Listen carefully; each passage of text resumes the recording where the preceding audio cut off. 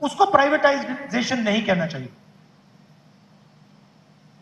उसको D reservation कहना चाहिए कि आपने उसको वहां से रिजर्वेशन हटा दिया, डी रिजर्व कर दिया और आपने रिजर्वेशन हटा दिया।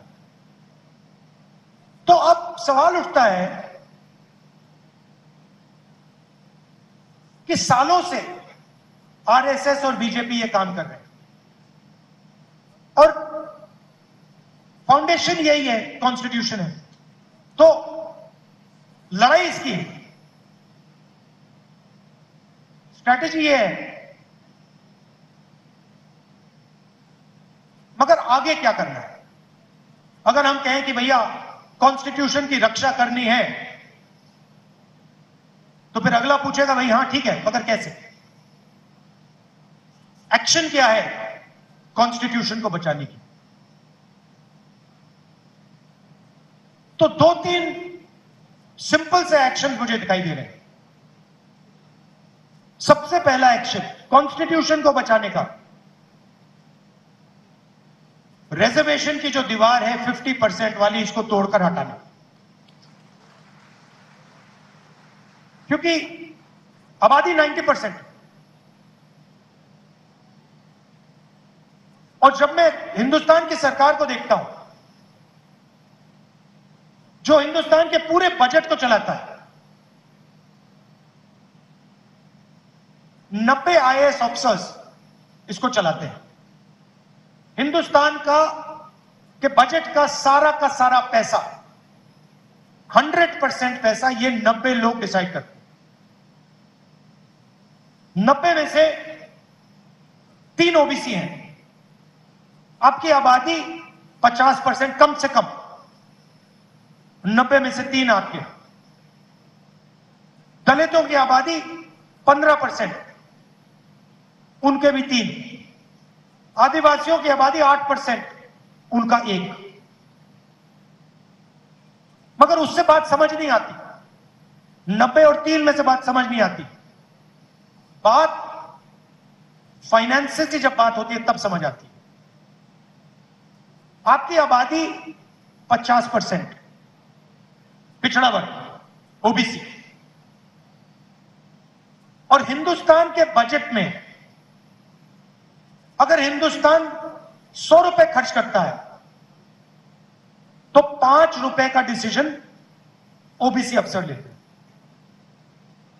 आबादी 50%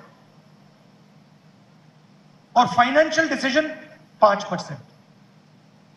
दलित 15% आबादी, 100 रुपए में से 1 रुपए का निर्णय वो लेते हैं। और आदिवासी 8%, 100 रुपए में से 10 पैसे का निर्णय वो लेते हैं। तो अगर आप 90% का पूरा फाइनेंशियल डिसीजन मेकिंग पावर जोड़ दो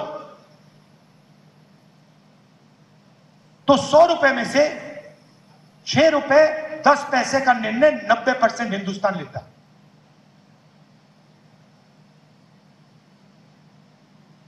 ₹6 10 पैसे 100 रुपए में से 90% डिसाइड करता है।